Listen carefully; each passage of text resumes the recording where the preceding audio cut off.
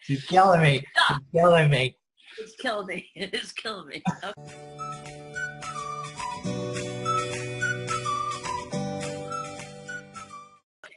All right, here we go. So this is the start of a fabulous interview, and today with me I have a very special guest. It is an award-winning, see if I can get this right, award-winning life mastery consultant from Texas. So Judy Matejczyk, great friend and collaborator in this world. So Judy, tell me a little bit. Let's tell our audience a little bit about how we met and what you do as an award-winning life mastery consultant.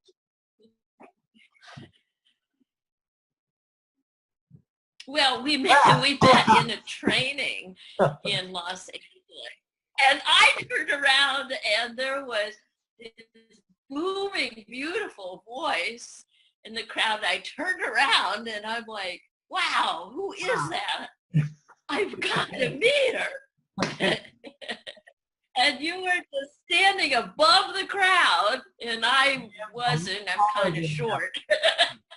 And we sat and talked. Remember that? And we talked and had lunch and just started to have a blast. I don't know if we talked about anything about life coaching, but you were the only person in the room that I could really. No, I really can relate to a lot of those people. Yeah, well, I really can. I mean, but right. No, but you were the only person in the room that I can really laugh with. Okay. Well, and, so there, that's it in a nutshell. Yeah, well, and in so many ways, I think the thing that we share most is the idea of laughter, and the whole point of this interview. As I have gone around, and we've done a lot of coaching, and we've helped a lot of people. But a lot of the things that I find is that there is kind of this paradigm, perhaps, and paradigm is a word we're used to. Did you want to take a hack at what paradigm was? Oh, I have it memorized. Oh, yeah. Here. So tell me what your version of paradigm is, and I'll tell you what I do. It's what I do, and it's what we do. We're paradigm busters. Yes. Like Ghostbusters, we're paradigm busters. And all paradigms are old thought patterns that keep us stuck. Like, you're not supposed to laugh in church. That is exactly what I was getting to, paradigms. Here's a good paradigm. When are you ever going to grow up? This it's so funny. And it was like, oh, and I was like 5'3", and I'm like growing up. I always wanted to be tall and blonde, so it never happened. I used to look like it. Now look at me. I grew up tall and blonde. So. One of the things that I am finding is that there is this paradigm that we grow up with in life that, like you said, if we don't laugh in church, there's something about being young and you can laugh. In fact, one of the interesting things that was pointed out, and let me see if I can find this. I think on the average, grade school children laugh something like 400 times a day. And by the time we get to, let's see if I can, by the time, well, I'll find it in a second. By the time we get older, do you realize that as adults we laugh like 17 times a day? So it is this thing that we... Except you're more of me. Yeah, unless you're in this crowd of two, we laugh 1,000 times a day. The way I grew up, it was not okay to be laughing and having a good time. I was a school teacher's daughter. My parents were both teachers. And so we're very serious, very academic, very on top of it, and I couldn't get it. You're like, I just I'm couldn't. not laughing anymore. What's going on here? It's like you're always screwing around. In a way, my laughter became an escape because I couldn't really comprehend a lot. Mostly how to spell my last name. I know.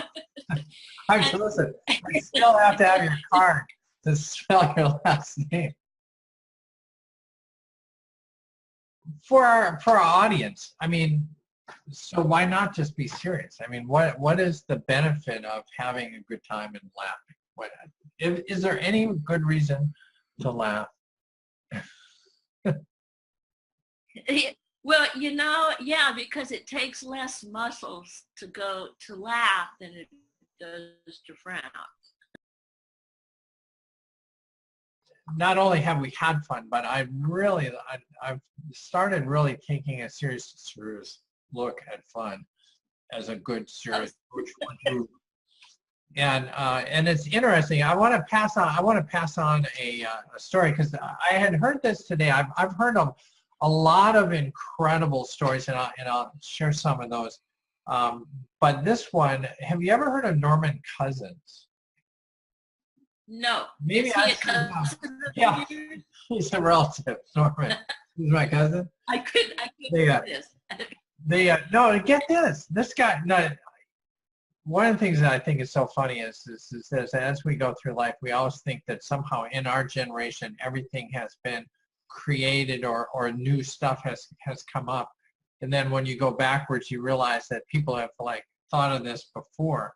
But here's the to-do. Norman Cousins was the editor of the Saturday Review of Literature, so it sounds very serious. But he ended up with a spinal degeneration where the little pads between your spinal bones was degenerating, and he was given a 1 in 500 chance of ever recovering, and this was going to be a debilitating, going to kill you thing. So in 1964, in fact, 1964, he decides that he is not going to take the doctor's word for this, we'll talk about this in a second, but he chose a different path. So here's what he did. He read all the comics that he could during the day. He watched Laurel and Hardy, Marx Brothers, Three Stooges, and early Candid Camera endlessly, day after day after day. And he found that as he laughed more, he physically got better. And eventually, at the end of '64, he wrote a book called The Anatomy of an Illness, where he describes how he solved this degenerative spinal injury or disease with laughter. So in so many cases, I just think naturally, I think perhaps like you did too, you realize that through all the challenging times you had, your parents and all the things that you do growing up, laughter was a way to kind of bubble yourself up and out of some of that. And so I do think that that's important, but more than just being kind of casually interesting, that laughter was good for you. I mean, it can truly cure stuff. My most fun laughing moment is when I can get around right now, my little 2.5-year-old granddaughter, her name's Anna, her favorite song is Shake It Off, Shake It Off. If you haven't seen that movie, it's called Sing, and it's an animation, and it's full of hilarious animals that are singing, and it's Shake It Off is this pig that dances around, and kids know how to have fun.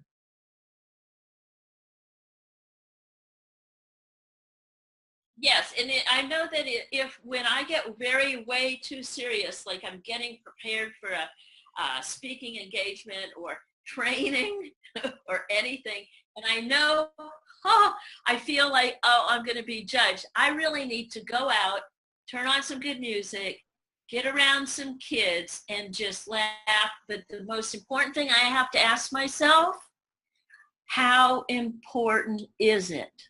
How important is it?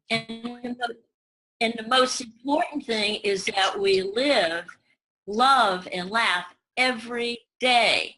Hold on. You have one of these, right? I got. Hey, I've used a black one. I use mine so much, mine is turned black.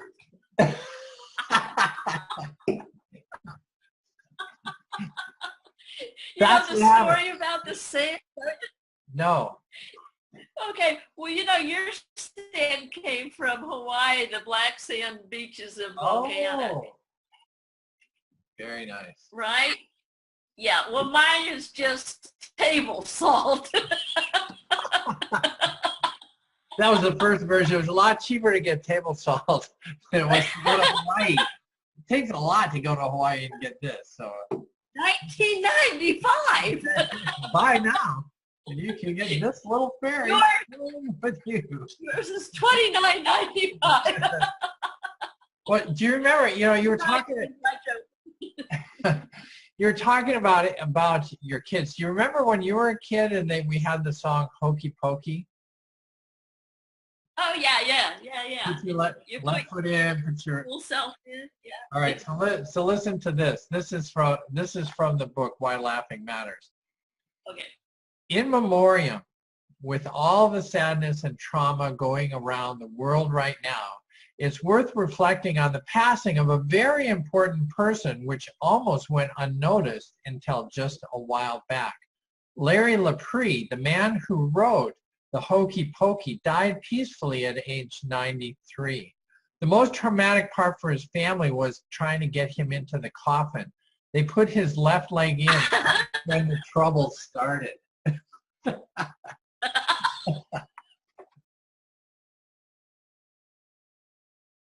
The last thing I want to talk about, and we'll wrap this up, is that for those that are out there that are really having a hard time, they've been indoctrinated to seriousness so long they can't remember what happy is or what fun and laughter is. How you have a client, how do you, and they're just, life is serious. How do you get them into, how do they find happiness? How do they start laughing more?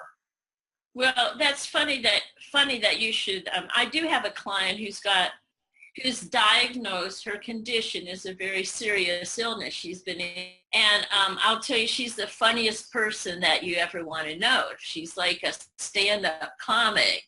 And what she said to me, because happiness is an internal thing. It comes from the inside out. So I asked her, she said when she has a clear vision, right? And we're about visioning. She has a vision of herself on stage doing her routine, walking back and forth and delivering it, and then getting off stage by herself without her walker and getting down, and that's her vision she holds. Now, in the hospital, where it is not it, she holds that vision of herself up there, laughing, telling jokes, and everything comes down, and she is not in pain, and she's healing herself that way. Now, she just won an award for Toastmasters in Florida. Oh, great. And she did that without pain. Yeah.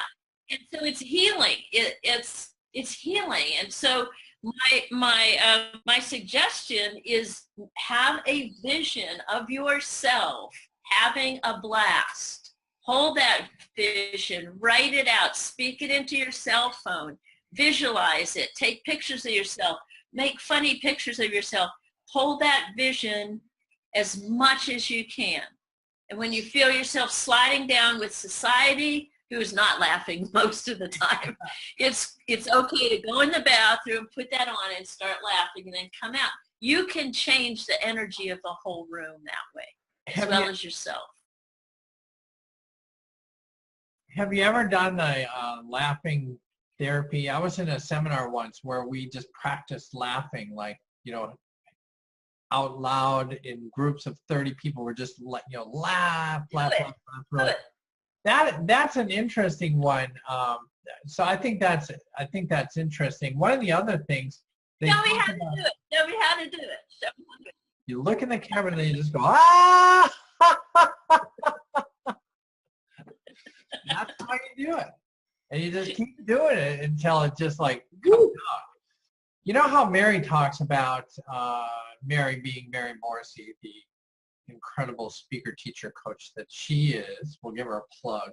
Yeah, I don't have to do this much anymore, but there was a time, and I think this is an interesting thing to try, is looking in a mirror and seeing yourself smile is helpful, I think. And so one of the things that I started to do is every time I was in the car and I would look in the rearview mirror, then I would try to do it. In fact, I adjust my rearview mirror so it's like pointing at me, like not behind the cars. I mean, the car's behind you. Who cares what the car's behind you are doing? I want to look at yourself and smile.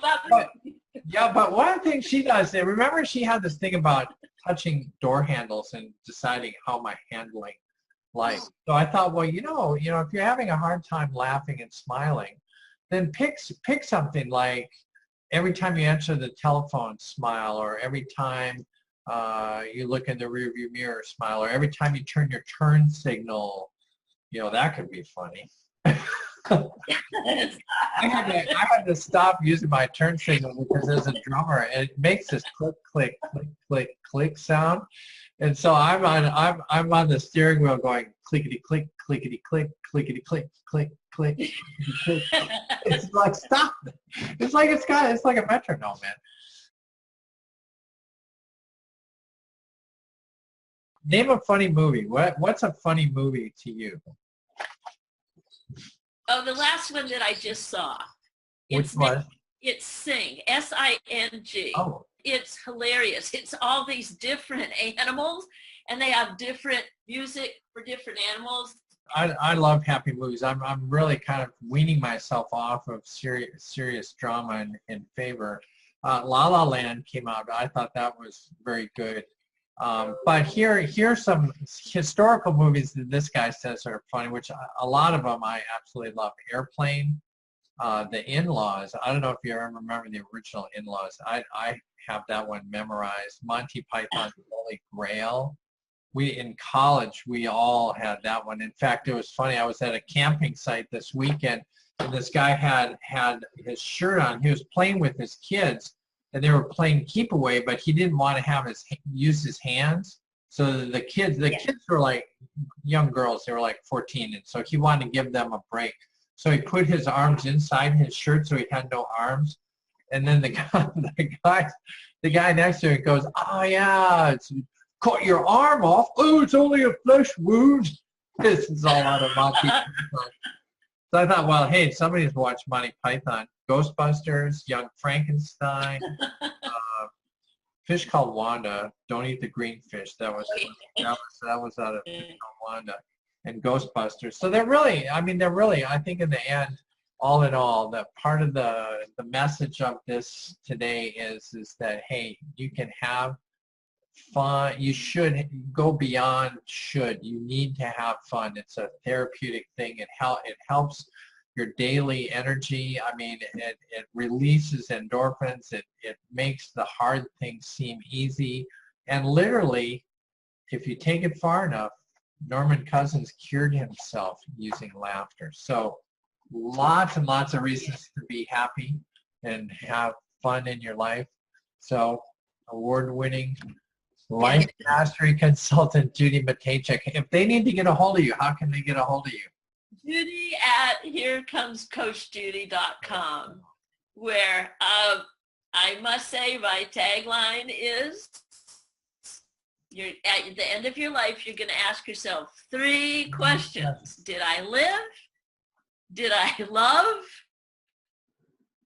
Did I matter? I'll tell you, did I live? Did I love? Did I matter? And when you're the one that brings joy into the room and joy into people's lives, you really matter. They're just important. So MoreMeeksCoach.com, as always, and it'll be posted. I'll post this at the end of the video. So me and my little fairy girl are waving goodbye. We shall see you.